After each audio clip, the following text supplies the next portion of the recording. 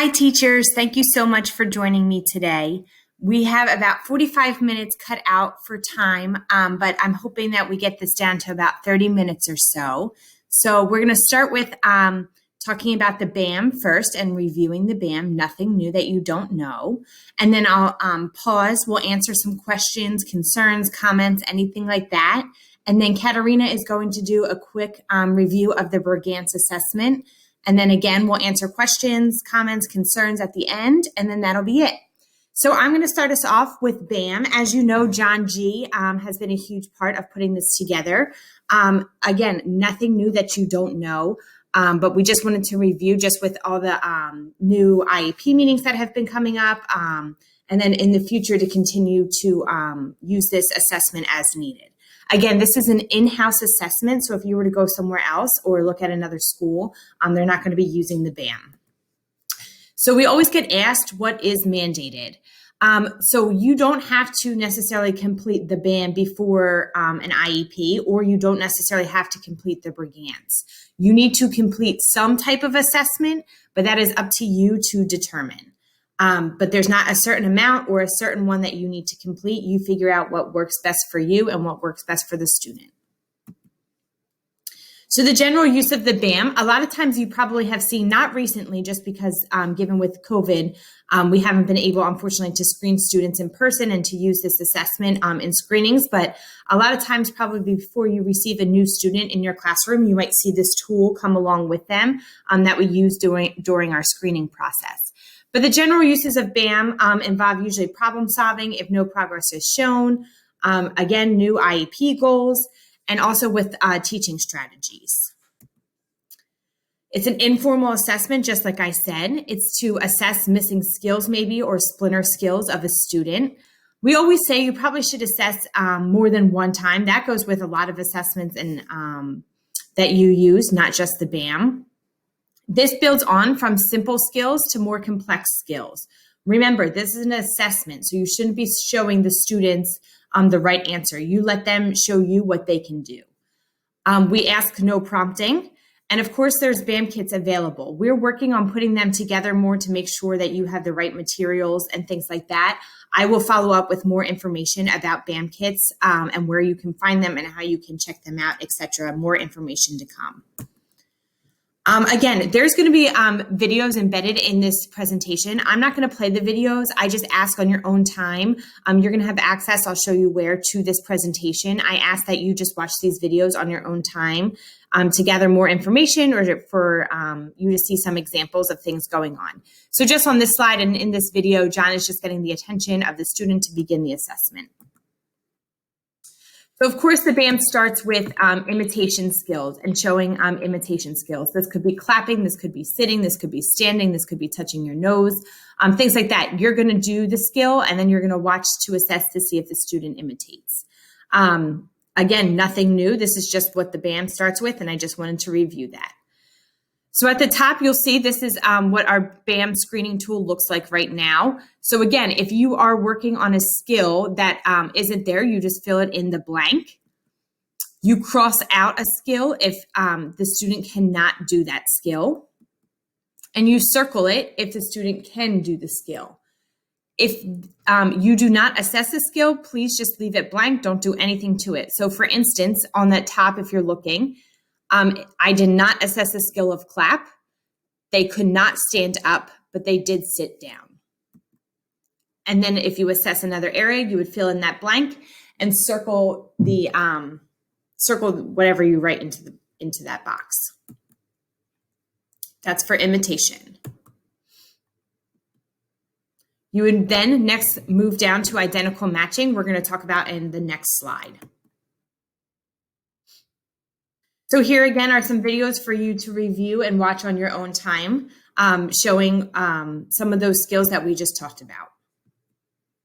So matching identical objects. So here there's multiple things you can do. You can talk about, you can manipulate the field size of what you're presenting to the students. So some of our students might only need a field of 3, or you might be going to a field of 5. You can be working on your attending skills, following simple directions, and of course, scanning. So they need to scan the field of items, or they need to scan the surface of which the items are presented on. Again, this is just to remind you, I know sometimes I get caught up in the language of things. So 3D to 3D is object to object, 2D to 2D is picture to picture, and 2D to 3D is picture to object. Again, these are all working on matching skills. Here's just some examples again of those matching items. I apologize, we lost the video of the matching 2D to 2D, so I just provided to show you matching pictures to pictures. So what happens if your students are a little above just matching 3D to 3D or 3D or 2D to 2D or 2D to 3D? You can work on matching non-identical pictures. So for instance, or objects, you know, whatever you have available. So for instance, I just use this as an example. So I might provide the left-hand column to a student and then provide these pictures for them to match and see how they can match non-identical items. Labeling. So this gets a little tricky, right? Because there's different things you can do with labeling. You can ask the students to touch something. What is it? Find the cup for drinking. What's a cup for? Different things you can ask a student to see what their responses are to assess their labeling skills and language development. At the bottom, that's just building on a little more skills just from memory for the student. Again, some videos to support that.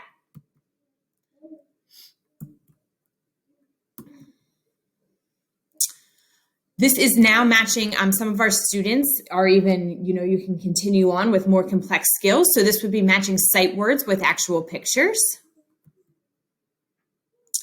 These are some of our math skills, right? So we just talked a lot about language development, our reading skills, and kind of our language arts skills. So this is this shows you more examples of using the BAM assessment with our foundation of math skills.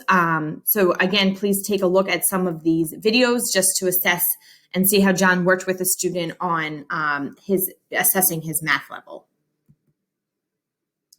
So of course, we always get asked, you know, why pick the BAM, or what's some of the reasons why you pick the BAM over some other standardized assessments?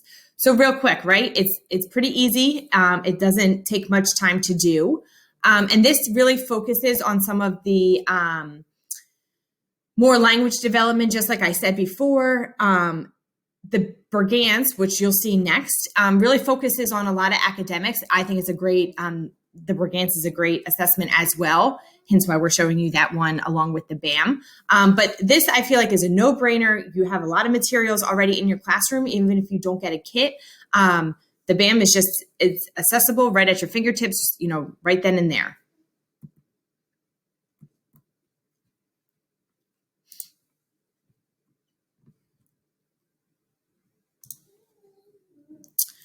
So what happens if you use the BAM and you don't have, it's not really showing you kind of what you were looking for? What do you do after that, right?